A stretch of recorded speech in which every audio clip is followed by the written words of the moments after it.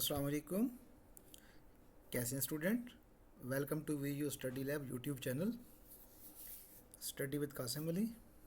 आप लोगों ने स्टूडेंट्स ने चैनल सब्सक्राइब करना है, वीडियो को शेयर करना है। आज हम पढ़ेंगे CS 205 topic number 2। Topic number 1 में हमने पढ़ा था कि इंफॉर्मेशन सिक्योरिटी क्या है। उसको डेफिनेशन मैंने आपको पढ़ाई थी, protecting information and information system from unauthorised access, कि हमारी कोई भी गैर मतलब अथोराइजेशन के बगैर कोई बंदा एक्सेस कर रहा है हमारे सिस्टम को, उसको यूज़ कर रहा है, कुछ भी कर रहा है उसके साथ, या हमारा कोई गैर अनऑथोराइज्ड एक्सेस हो रहा है हमारे सिस्टम को थ्रू इंटरनेट, तो वो साइबर क्राइम होगा। ठीक है ना? तो ये हमने पढ़ा था। आज हम ये देखेंगे कि इसकी हमें ज़रूरत क्यों पेश आई, साइबर क्राइम की, साइबर सिक्योरिटी की या इंफॉर्मेशन सिक्योरिटी की हमें ज़रूरत क्यों महसूस हुई, वो पढ़ेंगे। तो इसकी मैं आपको छोटी सी पहले स्टोरी सुना देता हूँ। स्टोरी ये है कि फरवरी 2016 में बांग्लादेश के जो सेंट्रल बैंक था, स्विफ्ट होता है एक इंटरनेशनल बैंकिंग का जो है ना तरीक़ाकार होता है, वो एक स्विफ्ट का एक उनका वो है असूल, उसके तहत होता है। स्विफ्ट है society of world wide international financial telecommunication, ये स्विफ्ट का एब्रीवेशन है।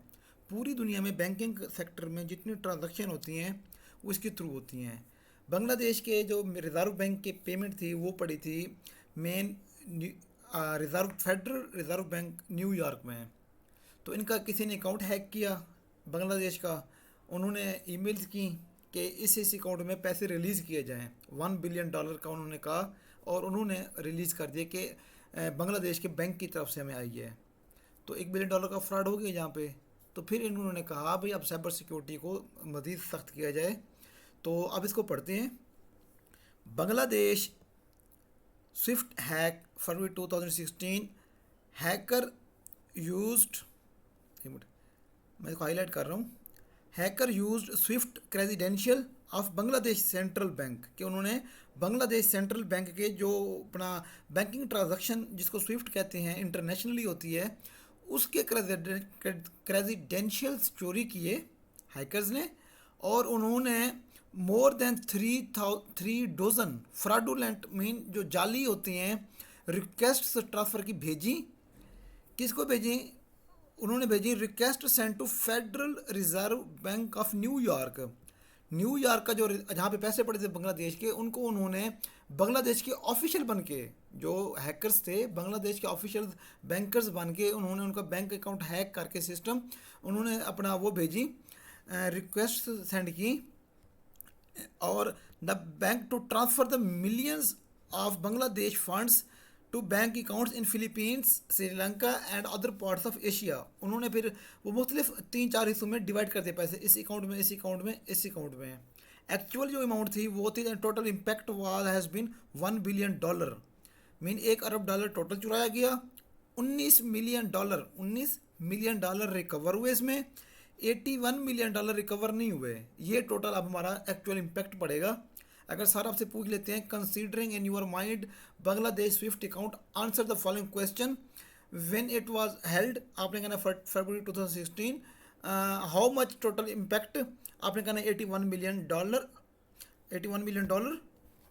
एंड सर पूछें कि हाउ मच ईमेल सेंट, आपने कहना है कि more than 3 dozen fraudulent email request send, या आप रिक्वेस्ट सेंड कह सकते हैं। ईमेल्स ने, ईमेल्स वाला और जगह पे आएगा, वो आगे एक आता है 125 के अंदर फाइनल में होगा। ईमेल्स वहाँ पे यूज होते हैं, लेकिन यहाँ पे more than 3 dozen transfer request भेजी गई। नेक्स्ट हमारे पास है NH साइबर अटैक। अच्छा, ये भी एक अटैक है। NH हमारे पास क्या होता है, हम आपको ये बताएंगे अब। NHS है हमारे पास नेशनल हेल्थ सर्विस, ये यूके का जो है ये एक डिपार्टमेंट है NHS, वहाँ पे उनका अटैक किया गया। ठीक है ना? ये NHS hack using Wanna decryptor ransomware has shut down IT system with 75,000 attacks in 99 countries. ये शायद हिस्ट्री का सबसे बड़ा अटैक होगा कि 75,000 अटैक्स 99 कंट्रीज़ में किए गए। ठीक है, ये आपका MCQ बन सकता है कि ransomware attack hits 99 countries. With UK hospitals, जो NHS है ये यूके हॉस्पिटल्स का वो डिपार्टमेंट है। उन्होंने जब अपनी ये आपको विंडो शो हो रही है, जब उन्होंने सिस्टम खोला तो उनको ये शो हुआ, oops your file have been encrypted. तो इस तरह फिर उनका सिस्टम जो कुछ हुआ। द इम्पॉर्टेंस ऑफ इंफॉर्मेशन, अब इंफॉर्मेशन जो है उसकी ज़रूरत क्या है, उसकी इम्पोर्टेंस क्या है, ठीक है। अब हम इसको पढ़ेंगे। देखो पहला पॉइंट इसका जो है मैं हाईलाइट कर रहा हूँ, IT is pervasive in our society and critical to operations and management of all organizations, ठीक है ना। तो ये हमारी सोसाइटी के अंदर तमाम तंजीमों और मैनेजमेंट के लिए ज़रूरी होती है। इसका मतलब ये है कि हमारी जो मैनेजमेंट और ऑपरेशंस मैटर होते हैं उसके लिए ये ज़रूरी होती है। सेकंड, ये हमारे पास एक थर्ड नंबर पे है, personal information is vital for individual to function in society. वो कहते हैं कि हमारी सोसाइटी में काम करने के लिए जो एक मालूमात होती है ना, इंफॉर्मेशन होती है, वो बड़ा कलीदी किरदार होता है। फॉर एग्जाम्पल आप कहीं जा रहे हैं या आप कोई काम करने जा रहे हैं, आप एक कंप्यूटर लेने जा रहे हैं, आपको उसके बारे में इंफॉर्मेशन लेंगे, कौन सा कंप्यूटर लेना चाहिए, कितने कैपेसिटी का हो, ये वो। तो अगर आपको उसकी इन्फॉर्मेशन ही नहीं होगी, आप पहुंच जाए शॉप के ऊपर से कहें मुझे कंप्यूटर दिखा दें, या चाय की पत्ती लेने गए तो क्या मुझे पत्ती दे दें, वो तो वो देगा ना थर्ड क्लास किस्म की, जो जिसमें उसका प्रॉफिट होगा। अगर आप जाते हैं, आपको पता है कि सुप्रीम वाइटल दानेदार को इस तरह की ये चीज़ अच्छी होती है, आप उसको डिमांड करेंगे, आपको पता होगा इसके बारे में। वही कह रहा है कि personal information is vital for individual to function in society. तो उस चीज़ को इन्फॉर्मेशन आपको पहले से होनी चाहिए, किसी भी चीज़ की, कोई भी काम कर रहे हो आप। ये मैंने आपको एक एग्जांपल्स दिए हैं। तो इन्फॉर्मेशन होल्ड्स वैल्यू, यकीनी बात है, कोई शक नहीं है कि जो इन्फॉर्मेशन होती है, मालूमात होती हैं, उसकी बड़ी वैल्यू होती है, ठीक है ना। वो इन्फॉर्मेशन किसी भी हवाले से हो, आपकी साइबर सिक्योरिटी की हो, आपकी कंट्री की हो, वो आपकी वर्ल्ड वाइड हो। पिछले ज़मानों में जंगें लड़ी जाती थी, इसी के ऊपर होती थी कि अपना जो एक बंदे की, एक फ़ौज की इन्फॉर्मेशन दूसरे के पास पहुंच गई तो वो बाजी ले जाते थे।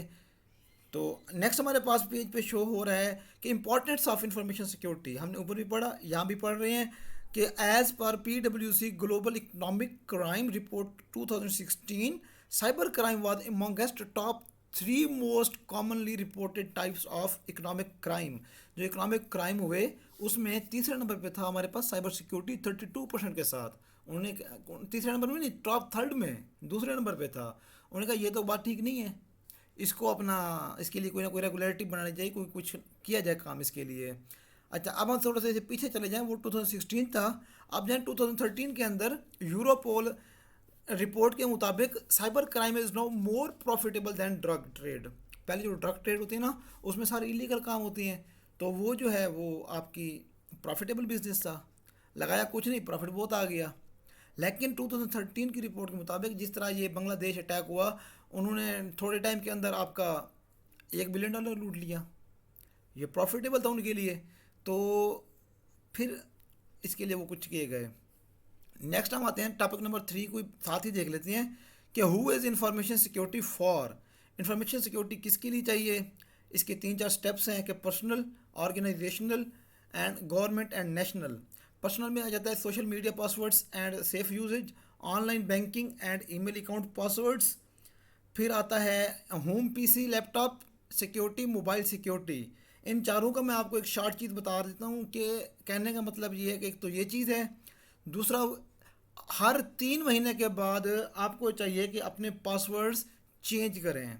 ये नहीं कि पासवर्ड लगा लिया 5-6 साल आपका एक ही पासवर्ड चलता रहे, नहीं, पासवर्ड अपने चेंज करते रहें हर 3 महीने के बाद। वो आपके सोशल मीडिया पासवर्ड्स हों, आपके बैंकिंग के अकाउंट्स या पासवर्ड हों, होम PC लैपटॉप पासवर्ड हों, या मोबाइल सिक्योरिटी हो आपकी पर्सनल यूज़ के लिए, आप इसको वो करना है आपने।